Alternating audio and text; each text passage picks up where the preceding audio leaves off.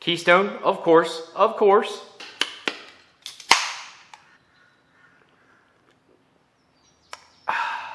All right, let's get this started off. So you're gonna see the beginning of this, you're gonna see the screen capture and think clickbait. Not clickbait, not bullshit, real video. We're gonna talk about some other things here real quick first. Let's get started with parts. So I have a couple things coming in. I'm still waiting on the rebuild kit for the Precision 5858 Turbo I'm gonna be rebuilding here. Should be in here shortly. Once I get that in, I'll go step by step for you guys, how to walk through that, how to rebuild it. I think it'll be a good little thing just so people know how to rebuild a journal bearing turbo. Now, is every turbo the same? Absolutely not. But journal bearings are so basic and so relatively close that you'll get the basics and you'll pretty much know how to do it. Plus, me rebuilding a Precision, which is a very common turbo, along with Borg Warner, Turbonetics, whole set, etc. They're all very similar. I don't think it's going to be very hard for you to transition over to whatever turbo you're running, as long as it is a journal bearing and not a dual ball bearing. That's totally different. You need a press and stuff to deal with dual ball bearing. I'm not going to go through all that with you guys. I've never done it before, so I'm not going to try and pretend I've done it. I try to walk through something once before I give you that insight. So next thing here is from my buddy Eric and his company Kill Koncepts. They're out of Delaware. We're going to be doing a step-by-step install of this too. It's actually a fire extinguisher system for the car. Now, it's not a system, I should say. It's a fire extinguisher and a mount for a Mark IV Supra. Now, he's going to be making different ones for other cars, etc. But the first one he's making is for the Mark IV Supra, and it mounts below the lower seat. I'll flash up the picture here, just give you a little glimpse of what it's going to look like, and I'll give you guys a step-by-step of what it's going to be. I'll show you the parts here, which are sitting all behind me right now, and show you what I got so far. So here's the mount itself. I believe it's made out of aluminum. He pre-paints it, puts his little Kill Koncepts logo right there on it. It's a nice little piece. The best thing about this, it mounts down below the passenger seat, right where your feet would go, but it mounts back and in. The next best part is the seat actually moves with this sitting there. So it's not just mounted and then you can't move your passenger seat anymore. It's actually designed and mounted so it actually mounts to the physical seat. So when you move it backwards and forwards, that actually moves with it and allows the passenger to move their seat still, which is, you know, for the most part, I'm driving it, but when I do have my wife in the car, this is a nice little thing to have, and I don't have to drill or anything. It also uses a quick release system that I have over here too. So if you buy this, you're also gonna have to buy one of these quick release systems here. What this allows you to do is, in a case of scenario that something God would go awry, it comes with these little clamps that are inside of here, and then comes with this quick release mount, and has a little tag on it. It says pull to release, pull, swings out. And it'll be attached to this, obviously. Boom, you're good to go. Very simple system. Forget how much this was. I want to say this was like $50 in itself. The fire extinguisher, because I got a black fire extinguisher back there, a little bit nicer. I think that was $60 for a nicer one.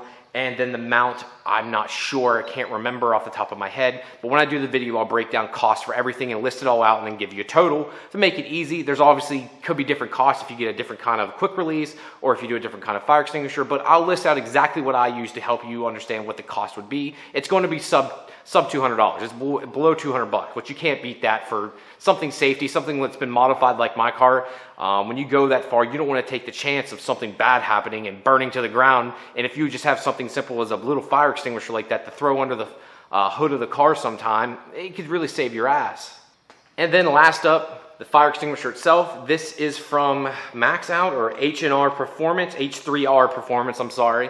This is the one that Eric actually recommends. There's different types of nozzle types on there that work better than others. I got the most generic of them all. I didn't get very expensive with this, but it'll work. This is a 2.5 pound bottle. This isn't a baby bottle. There are smaller ones. I think there's 1 pound and 1.5 pounds. So I went bigger to make sure, like, if it happened, it's not just going to be like, oh shit, I still need more. Like, this should give me plenty to put out anything that's under the hood of the car if something like that would happen.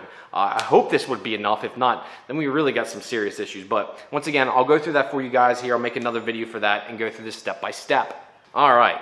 Now, the real reason you guys are here. You saw the whole splash up right here, the whole 8080 thing. If you haven't been following that, the last guy that won the last Supra here, which, if you saw the screenshot, that nice pretty gray Supra, I think it's actually white underneath, beautiful car, already owns a Supra, which is awesome. How cool is that? Like, a guy that, you know, bought some shirts and he won another Supra and 20 grand. That's badass. Like, seriously, how cool is that? But man, he's like, I've seen him getting flamed. 80eighty had to make an entire post on this. I don't understand it.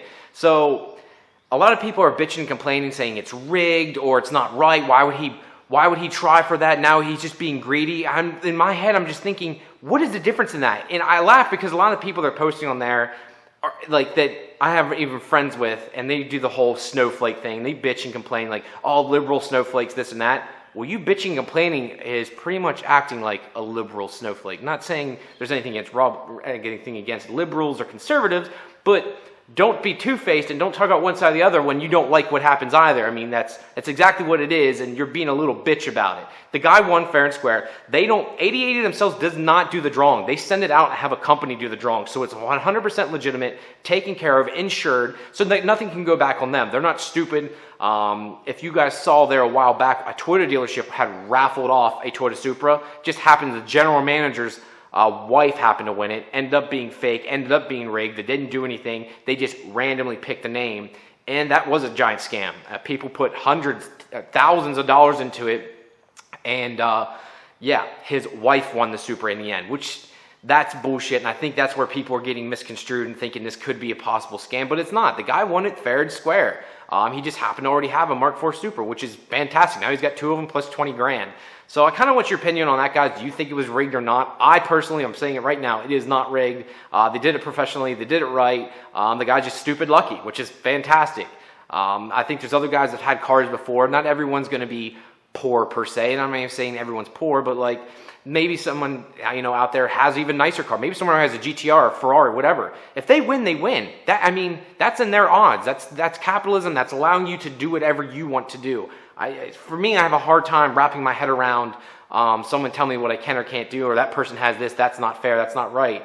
Bullshit. He won it fair and square. It's no different than like when I hear people complain about someone saying, well, that guy has money. Well, good for them. His family had money and gave it to him. Good for him. Who cares? Work your ass off and do whatever you want to do. Don't focus on him. Focus on yourself. Just, I don't know. Just the whole thing's got me just irritated right now that people are this stupid and they're that narrow-minded that they have to do this and go after this guy. There is a whole reason why 80eighty had to post up about it. I'm assuming that people were bugging him or going after him or saying stuff to him through Messenger on Facebook. Which has got to be hard when you just thought, something awesome happened to you and people are attacking you for winning something fair and square. You just buy some t-shirts, you buy some merchandise, and you put your chance in for a raffle. I bought shirts, I bought stuff, I didn't win. Oh well. So would I get bitched at if I would have had two Supras? Would everyone hated me then all of a sudden because I won that? It would have been rigged then all of a sudden? That's where I'm getting at. Like, it just, so what? Who cares? Like, every time there's a Supra on there, I've always bought stuff. So when they had the red one on there, I bid. When they did this last gray one, I bid by buying t-shirts and stuff. I want to take the chance. I'd love to have two of them. I've been saying them this entire since I've had Pure Function, this YouTube channel. I've been wanting a white one for my wife, so that gray one would have been perfect because I'm pretty sure, like 90% sure underneath the wrap, it was a white Supra. So all I would have to do is rip off the gray wrap and it'd have exactly what she wanted. Now, it would have been a 6-speed versus an automatic like we've been looking for, but still pretty freaking awesome. So I don't get it. I guess in the last little bit here, you saw a little bit of snipping at the beginning here. I finally started like breaking in the car a little bit more, trying to do some burnouts and stuff. I need to check the brakes. I've tried 3 times here. I'm going to flash that up here as soon as I'm done talking about it. But I tried doing like a standing burnout. Dude, literally standing on the brakes, it would not sit still. As soon as I let go, the first try, I don't think I did very well. The second try, I know I was standing on it. Third try, that's why you see me going so far. I would go for like 300 feet, and I'm standing on the brakes at 300 feet. I don't know what to do, so I think something's wrong with the brakes. Even those NA brakes should be able to hold that power, in my opinion. But it was really pushing the car hard. Like, I'm standing on it. It moved the whole time, as you saw. You should see the car fishtailing, just trying to push it, and yeah, not having very much luck there. So I'm gonna go ahead and flash for the video right now.